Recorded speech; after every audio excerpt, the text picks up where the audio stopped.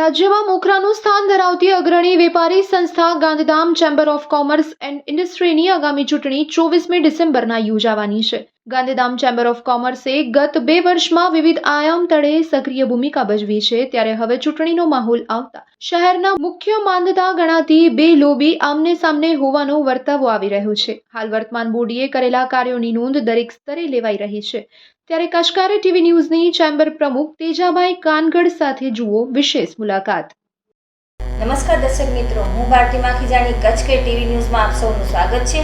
તો દર્શક મિત્રો, જેમ કે આપણે સૌ જાણીએ છીએ કે રાજ્યમાં મોખરાનું સ્થાન ધરાવતી અગ્રણી વેપારી સંસ્થા ગાંધીધામ ચેમ્બર ઓફ કોમર્સની આગામી ચૂંટણી તારીખ 24 ડિસેમ્બરના રોજ યોજાવા જઈ રહી છે. તો આપણી સમક્ષ હાજર છે ચેમ્બર ઓફ કોમર્સના પ્રમુખ તેજાભાઈ કાનગડ. તો આપણે એમનાથી ચૂંટણીની જે પ્રતિક્રિયા છે તે વિશે જાણી લઈશું. આપનું શું કહેવું છે? હાલમાં મારી ટીમ, અમારી પેનલ છેલ્લા 2 વર્ષથી સત્તા ઉપર છે અને અમે લોકોએ ખાસ કરીને નાના વેપારીઓ, મોટા ઉદ્યોગના અને વેપારના કાર્યો કર્યા છે.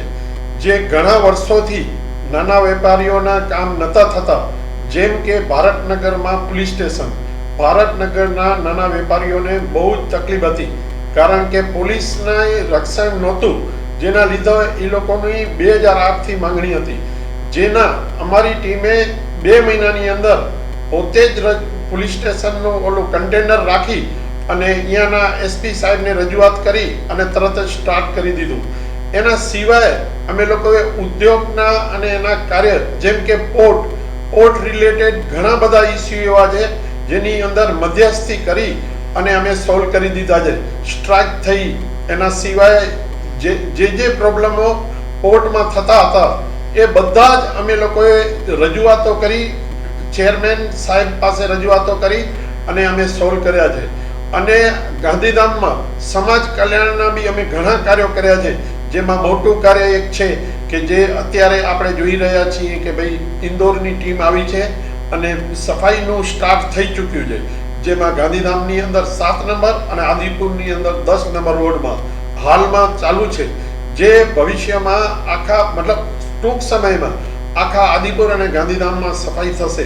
અને શોર્ટ ટાઈમની અંદર એવી આશા છે કે ગાંધીધામને બી એક નંબર મળશે, જેમ ઇન્દોરનું ફર્સ્ટ નંબર છે વર્ષોથી, એમ ગાંધીધામને બી એક નંબર મળશે. અને મહાનગરપાલિકા માટે બી અમે રેગ્યુલર રજૂઆતો કરી છે અને સીએમ સાહેબે અમને પ્રોમિસ બી કરી છે કે ટૂંક સમયમાં મહાનગરપાલિકાની સત્તા થઈ જશે, જેના લીધે આપણને ગાંધીધામ કોમ્પ્લેક્સમાં રોડ, રસ્તા એ બધાનું થશે. અને હાલના જે પ્રમુખ છે એ બી અમારા એક મેનેજિંગ કમિટીમાં જ બી છે. અને આજે જ અમે ગઈકાલે અમે આનું સ્મશાનનું ખાતમુહૂર્ત બી થઈ ચૂક્યું છે, જે વર્ષોનો પેન્ડિંગ પ્રશ્ન હતો. અને આગલું અમારું વિઝન એવું છે કે ભાઈ ભવિષ્યમાં, જેમ કે માલિયાનો જે કોસ્ટલ રોડ છે, જે ટ્રાફિકની બહુ જ મોટી સમસ્યા છે, એ ટૂંક સમયમાં અમે કરશું. એના સિવાય મહાનગરપાલિકા જલ્દી થઈ જાય એના માટે બી કરશું.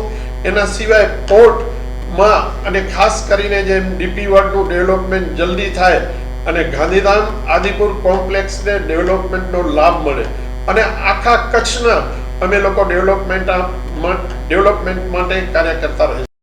તો દર્શક મિત્રો, પ્રમુખ શ્રી દ્વારા આપણને જાણવા મળ્યું કે ગાંધીધામ ચેમ્બર ઓફ કોમર્સે ગત 2 વર્ષમાં વિવિધ આયામો તળે સક્રિય ભૂમિકા ભજવી છે, ત્યારે હવે ચૂંટણીનો માહોલ આવતા શહેરના મુખ્ય માનતા ગણાતી બે લોબી આમને સામને હોવાનો વર્તાવો આવી રહ્યો છે.